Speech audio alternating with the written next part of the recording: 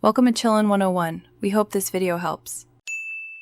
You should start by confirming your macOS is up to date and that you're signed into the Apple ID you use daily.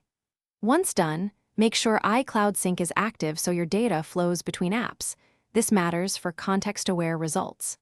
Now open System Settings, go to Privacy and Security, then Apple Intelligence, and toggle the features on for text and system analysis. Doing this first avoids permission prompts later and lets Apple Intelligence access the right data securely, so you can proceed without interruption. Next, you'll configure Apple Intelligence to match how you work.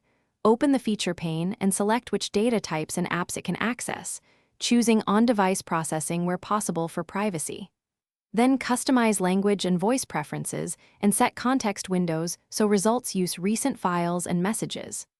Practice with specific tasks. Ask it to summarize an email thread, draft a reply, or refine a search. This trains the model by example and reveals which settings to tweak for faster, more relevant responses.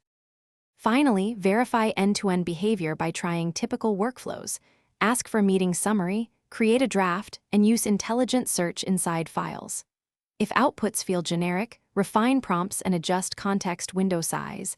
Apple Intelligence improves when you narrow scope.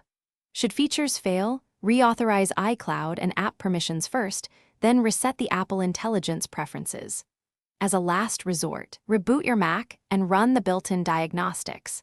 This clears hung services and usually restores feature initialization.